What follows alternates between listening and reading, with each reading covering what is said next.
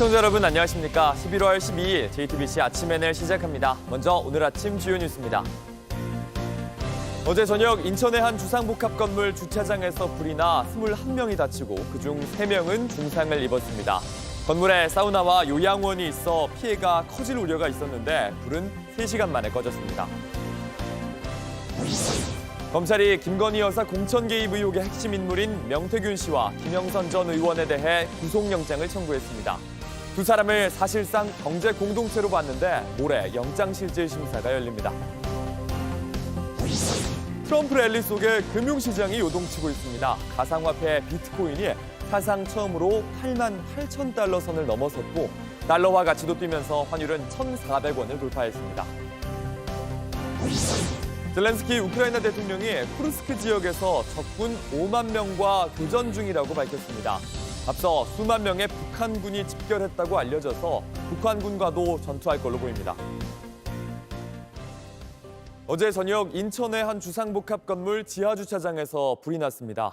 이 건물에는 특히 사우나와 요양원이 있어서 피해가 커질 수 있었는데요. 소방대원들의 빠른 대처로 고령자들이 무사히 구조됐고 불은 3시간 만에 꺼졌습니다. 김휘란 기자입니다. 핸드백으로 코와 입을 막은 여성이 건물을 빠져나갑니다. 잠시 뒤 여러 명이 한꺼번에 연기를 뚫고 빠르게 대피합니다. 사우나에선 미처 신발을 신을 새도 없었습니다.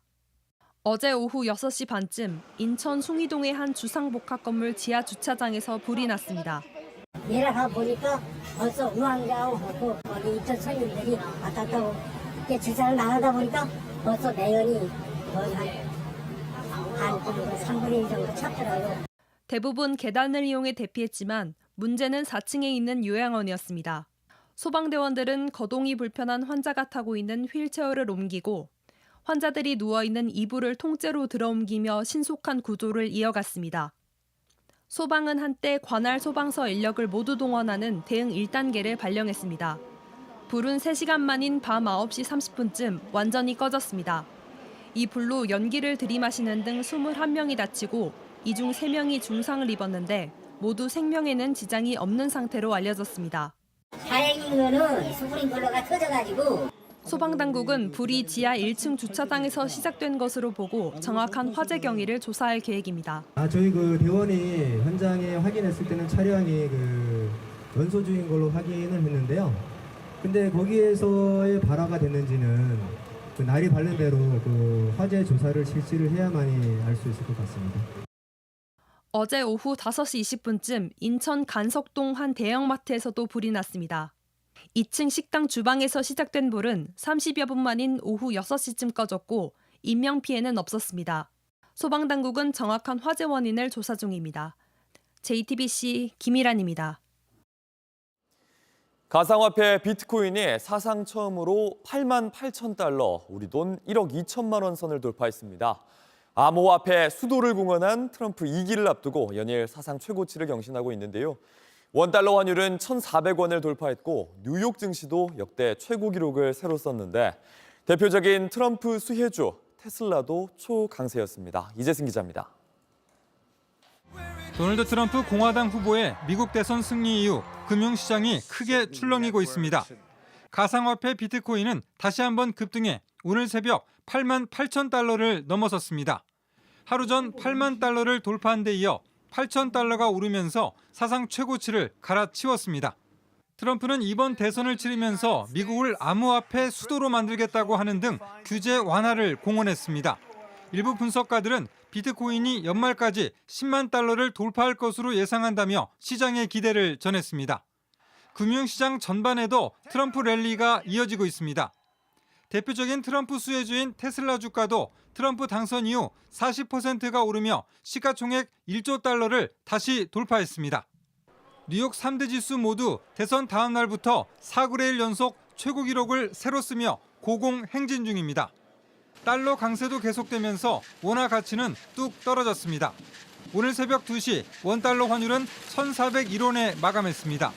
원달러 환율의 종가가 1,400원을 웃돌며 마감한 것은 지난 2022년 11월 7일 이후 2년 만에 처음입니다. JTBC 이재승입니다. 검찰이 명태균 씨와 김영선 전 의원에 대해 정치자금법 위반으로 구속영장을 청구했습니다. 지방선거 예비 후보자들로부터 공천을 대가로 2억여 원을 함께 받은 혐의 등입니다. 검찰은 두 사람을 사실상 경제 공동체로 판단했는데 김영선 전 의원이 명 씨의 아파트 관리비도 대신 내준 정황을 잡은 걸로 확인됐습니다. 박병현 기자입니다. 명태균 씨는 2022년 6월 지방선거를 앞두고 대구 경북 지역의 예비 후보자 2명에게 불법 자금을 받은 혐의를 받습니다.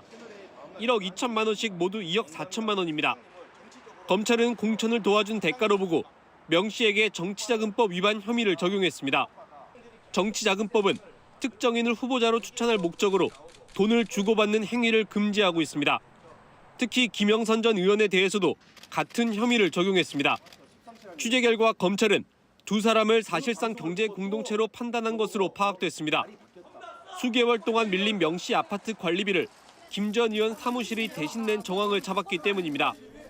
회계 책임자인 강혜경 씨로부터 책상에 돈을 두면 명 씨가 가져갔다는 진술도 확보했습니다. 또 김 전 의원 사무실 관계자는 명 씨와 김 전 의원이 공생관계란 취지로 진술한 것으로 알려졌습니다.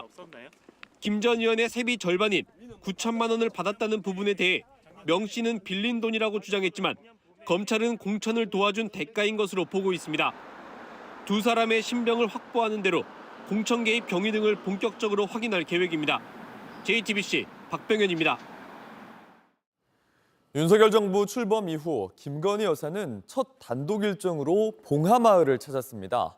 당시 김 여사가 탔던 KTX 열차에 명태균 씨가 함께 타서 김 여사를 면담했다. 이렇게 얘기하고 다닌 사실을 저희가 취재했습니다. 최규진 기자입니다. 지난 2022년 6월 13일 김건희 여사는 권양숙 여사를 방문하기 위해 경남 김해 봉하마을을 찾았습니다. 윤석열 대통령 취임 후 김 여사의 첫 공식 단독 일정으로 노무현 전 대통령의 묘역 방문 등이 포함됐습니다. 그런데 JTBC 취재 결과 명태균 씨가 당시 김해를 찾은 김 여사와 비공식 면담을 했다는 주장이 제기됐습니다. 명 씨 측 인사였던 A씨는 JTBC와의 통화에서 명 씨가 당시 김 여사를 만나야 한다고 부탁해 차로 데려다 줬다면서 봉하마을 방문을 마친 김 여사가 오기 전에 도착해 주차장에 내려줬다고 했습니다. 그러면서 명 씨가 김 전 의원을 기다렸다가 데리고 올라가 김 여사를 만났다고 했다면서 열차 안에서 만났고 1시간 정도 걸렸던 것으로 기억하고 있다고 말했습니다. 시점상 6월 1일 국회의원 재보궐선거에서 전략공천을 받은 김 전 의원이 5선에 성공한 직후입니다. 이와 관련해 김 전 의원 측 회계 담당자인 강혜경 씨 등도 같은 취지로 말했습니다. 강 씨는 JTBC에 명 씨가 열차 안에서 김 여사를 만났다고 들었다면서 명 씨 본인뿐 아니라 주변 인사들로부터 들은 사실이라고 주장했습니다. 더불어민주당 명태균 게이트 진상조사단은 이러한 취지의 진술을 확보한 걸로 파악됐습니다. 당시 김 여사가 봉하마을을 방문했을 때 정치권에선 김 여사의 비선 의혹이 제기된 바 있습니다. 코바나 콘텐츠 출신 인사와 동행한 사실이 밝혀진 겁니다. 지난 기자회견에서 윤 대통령은 김 여사가 취임 후에 명 씨와 거리를 뒀다는 취지로 해명했습니다. 한 몇 차례 정도 문자나 이런 걸 했다고는 얘기를 합니다. 그런데 제가 이 자리에서 그걸 공개하기는 좀 그런데 좀 일상적인 것들이 많았고요. 이와 관련해 JTBC는 대통령실에 입장을 물었지만 아직 받지 못했습니다. JTBC 최규진입니다. 네, 트럼프 미국 대통령 당선인의 취임 첫 행정명령, 불법 이민자 추방이 될 걸로 보입니다. 트럼프는 이 일을 책임질 국경 차르 자리를 신설하고 일기 행정부 당시 초강경 이민 정책을 주도한 인사를 임명했습니다. 백악관의 부비서실장에도 불법 이민 강경파를 발탁할 거라는 관측이 나옵니다.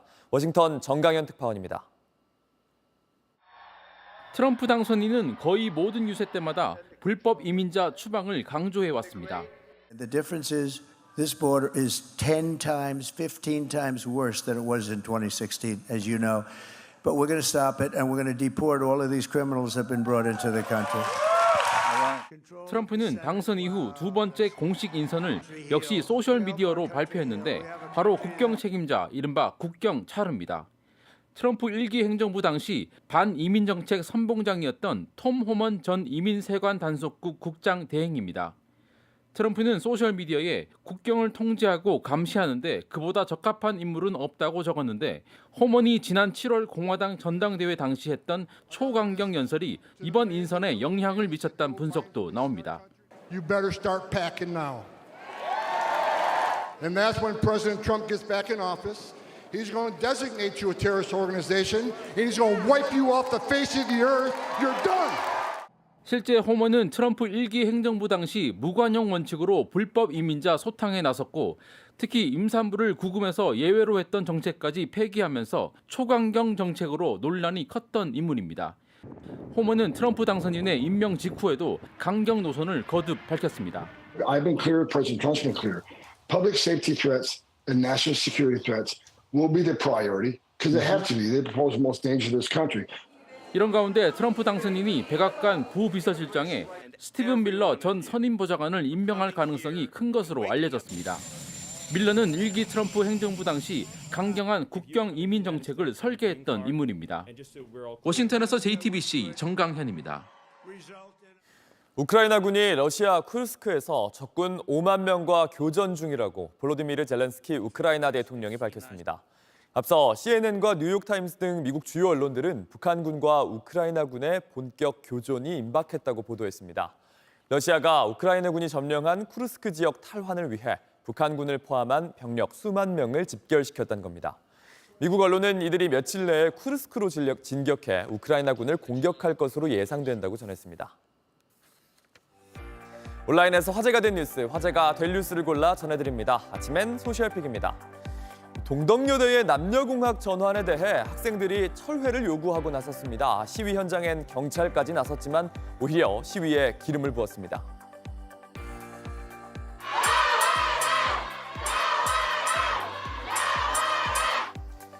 동덕여대가 남녀공학 전환을 논의했다는 사실이 알려지면서 학생들은 어제 본관에서 시위를 벌였습니다.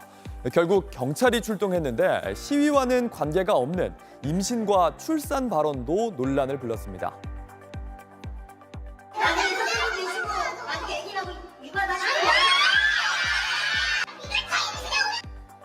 본관 앞은 벗어둔 대학 점퍼가 늘어섰고 동덕여대 설립자 동상은 달걀과 오물을 뒤집었었습니다. 학교 곳곳엔 공학을 반대하는 붉은 글씨로도 가득 찼습니다. 동덕여대 총학생회는 여성 차별이 존재하는 한 여대는 사회의 차별과 혐오에서 안전한 논의의 장을 마련한다며 공학 전환 철회를 요구하는 중입니다. 학교 측은 여러 아이디어 중 하나였을 뿐이란 입장입니다. 트럼프 미국 대통령 당선인의 자택 어느 때보다 경비가 삼엄합니다. 마러라고 리조트를 돌아다니는 순찰 로봇이 화제가 되는데요.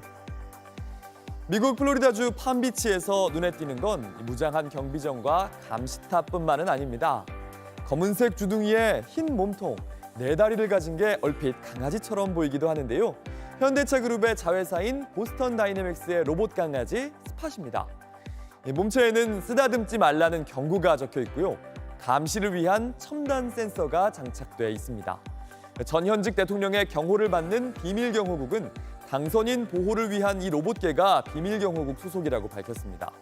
트럼프가 2번이나 암살 위기를 겪은 만큼 보안을 한층 더 강화하기 위해 도입한 건데요. 이렇게 직접 문도 열고 무거운 짐도 들 수 있는 데다 보안까지. 이 스마트폰처럼 누구나 로봇개를 데리고 다니는 날이 오게 될까요? 바티칸의 성 베드로 성당은 세계에서 가장 크고 또 가장 상징적인 가톨릭 건물이죠.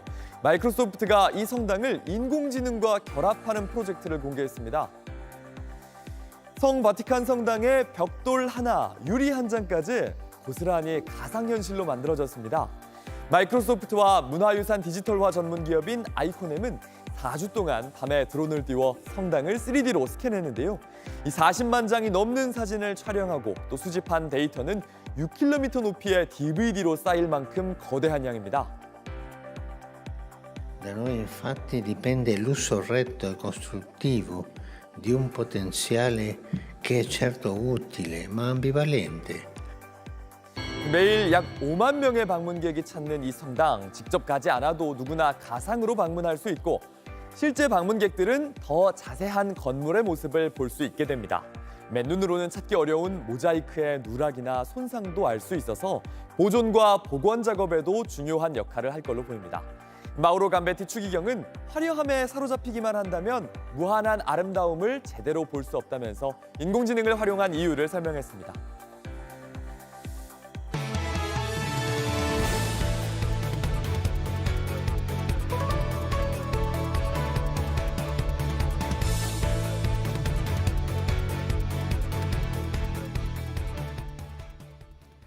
민주당이 김건희 여사 특검법을 여당이 거부할 수 없도록 법안을 수정해 이틀 뒤 본회의에 올리겠다고 밝혔습니다. 수사 대상을 도이치모터스 주가 조작 의혹과 공천 개입 의혹 이렇게 단 2개로 집중하고 제3자가 특검을 추천하는 방식도 반영하기로 했습니다. 유선희 기자입니다. 더불어민주당은 김건희 여사 특검법을 처리할 수 있다면 모든 걸 열어놓겠다고 했습니다. 김건희 특검 수사 대상과 특검 추천 방식에 대해 모두 열어놓고 협의할 용의가 있다는 점을 분명히 밝힙니다. 수사 대상과 관련해선 명품백 수수 의혹, 대통령 집무실과 관저 이전 개입 의혹, 임성근 전 해병대 1사단장 구명 로비 의혹 등을 빼겠다고 했습니다. 범위를 대폭 축소해 도이치모터스 주가 조작 의혹과 명태균 씨로부터 촉발된 이러면 명태균 게이트죠. 김건희 여사의 공천 개입 의혹, 선거 개입 의혹에 국한될 것입니다. 국민의힘이 독소 조항으로 지목해온 특검 추천 방식도 바꾸겠다고 했습니다. 제3자 추천 방식을 포함해서 수정안을 제출하겠습니다. 앞서 한동훈 국민의힘 대표가 최상병 특검법과 관련해 스스로 언급한 제3자 추천 방식을 수용해 특검법을 거부할 수 없도록 압박하겠다는 의도로 풀이됩니다. 수정안에는 대법원장이 특검 후보 4명을 추천하면 민주당과 비교섭단체 등 야당이 이를 2명으로 압축하고 대통령이 1명을 최종 임명하는 방식이 담길 것으로 알려졌습니다. 민주당은 오는 14일 특검법 수정안을 본회의에 올리겠다고 밝혔습니다. 국민의힘은 15일 이재명 대표의 선거법 위반 혐의 선고에 집중된 시선을 흩뜨리려는 얕은 술수라고 비판했습니다. JTBC 유선입니다. 국민의힘이 더불어민주당 이재명 대표의 1심 선고 공판을 앞두고 오늘 국회에서 긴급 대책회의를 엽니다. 국민의힘은 민주당의 이 대표 방탄국회 운영을 규탄하고 이 대표 1심 판결 생중계를 법원에 촉구할 방침입니다. 이 대표의 공직선거법 위반 혐의 1심 선고는 오는 15일, 위증교사 혐의 1심 선고는 오는 25일에 내려질 예정입니다. 이 대표가 2건의 재판에서 벌금 100만 원 이상에 해당하는 형을 받고 대법원에서 이를 확정하면 국회의원직을 잃고 향후 5년 동안 피선거권이 박탈됩니다. 문화체육관광부가 이기흥 대한체육회장에 대해 직무 정지를 통보했습니다. 국가대표 선수촌에 딸의 친구를 직원으로 채용했다는 의혹 때문인데 대한체육회는 선거를 앞둔 불법 개입이라며 반발했고 이 회장은 어제 국회 현안 질의에 나오지 않았습니다. 윤정식 기자입니다. 이기흥 대한체육회 회장이 자녀의 친구 A씨를 진천선수촌 직원으로 부당 채용한 혐의를 받고 있습니다. A씨를 뽑기 위해 자격 조건 완화를 지시하고 이에 반대하는 부서장을 교체했다는 겁니다. 체육회의 공정한 채용 업무를 방해한 것으로 형법상 업무방해 혐의에 해당합니다. 이를 바탕으로 문화체육관광부는 어제 이 회장을 수사 의뢰하고 직무정지를 통보했습니다. 그러나 대한체육회는 동의할 수 없다며 체육회장 선거를 앞두고 불법적인 개입이라고 반박했습니다. 대한체육회 회장 등 이사는 원칙상 재선만 가능하고 이 회장은 2021년 이에 성공해 2번째 임기 중입니다. 이런 가운데 대한체육회 스포츠공정위원회는 오늘 오후 올림픽회관에서 비공개 회의를 열고 이 회장의 3선 출마 자격을 심의합니다. 스포츠공정위원 15명 중 과반 이상이 회의에 참석해 이 중 과반이 찬성하면 이 회장은 3선 연임 자격을 얻는데 위원 15명은 모두 이 회장이 임명한 사람들입니다. 직무 정지 상황에도 오늘 스포츠공정위 회의를 통과하면 차기 회장 선거 출마 자격을 얻는 겁니다. 이런 가운데 이기흥 대한체육회장은 어제 국회 현안 질의에 불출석 사유서를 제출했습니다. 스위스 로잔에서 열리는 세계 올림픽 도시연합 스포츠 서밋에 참석하겠다는 이유였습니다. 캥기는 게 있었던지 출장비를 개인 사비로 갔는데 개인 사비로 간 최초의 대한체육회장의 출장입니다. 이 회장은 앞서 지난달 24일 국정감사에도 남원에서 열린 업무 협약식을 이유로 불출석했습니다. JTBC 윤정식입니다. 디딤돌 대출은 서민이 집을 살 때 저금리로 주택자금을 빌려주는 정책 대출입니다. 그런데 정부가 이 대출 한도를 줄이고 또 한 달 안에 입장도 여러 번 바꾸면서 수년 전부터 자금 계획을 세워놨던 실수요자들에게 혼란이 커지고 있습니다. 이상화 기자입니다. 3년 전 수도권 외곽의 아파트를 사전 청약으로 분양받은 김모 씨는 요즘 잠을 이루지 못하고 있습니다. 내년 입주를 앞두고 모자란 잔금을 디딤돌 대출로 충당하려고 했지만 정부가 수도권에선 이 대출을 아예 막기로 한 겁니다. 처음에는 저도 대출 금액을 줄인다 해가지고 제가 좀 금액을 좀 더 준비해야 되나? 다시 한번 확인해 보니까 아예 디딤돌 대출 자체가 안 된다는 걸 알고 나서 디딤돌 대출은 무주택자가 5억 원 이하 주택을 살 때 낮은 금리로 빌려주는 대표적인 정책 대출입니다. 그런데 최근 한 달 동안 정부는 디딤돌 대출 한도 축소를 두고 혼선을 빚어왔습니다. 지난달 급작스럽게 한도를 줄이려다 실수요자 반발이 커지자 일단 유예했는데 결국 지난주 수도권 신축 아파트 대출을 제한하기로 했습니다. 3년 전부터 디딤돌 해서 이제 준비할 생각을 하고 있었죠. 약 한 달간의 유예 기간을 두고 충분한 유예 기간을 주고 이렇게 했다고 하는데 정책을 그렇게 규제하는 게 맞는 건지. 올해 4월 총선 전만 해도 정책 대출을 확대하자던 분위기가 완전히 뒤바뀐 겁니다. 금융당국은 주택담보대출과 전세대출을 줄이면서 가계부채를 줄이려고 했는데 국토부는 지속적으로 그 정책대출을 내보내는 손발이 맞지 않은 엇박자가 났었거든요. 오락가락 대책에 결국 피해는 실수요자가 떠안게 됐습니다. 지난달 금융권 가계대출은 한 달 새 6조 원대 늘며 다시 증가폭이 커졌는데 정부 가계부채 대책 신뢰뿐 아니라 효과에도 한계가 드러났다는 지적이 나옵니다. JTBC 이상화입니다. 날씨입니다. 오늘은 전국이 맑은 가운데 일교차가 크겠습니다. 낮 최고 기온은 서울이 19도, 부산 22도 등으로 평년보다 3도에서 4도 높겠습니다. 당분간 포근한 날씨 속에 수능 날인 모레 목요일에도 입시 한파는 없지만 오후부터 비가 예상됩니다. JTBC 아침엔을 마칩니다. 내일도 7시 반에 아침을 열겠습니다. 시청해주셔서 감사합니다.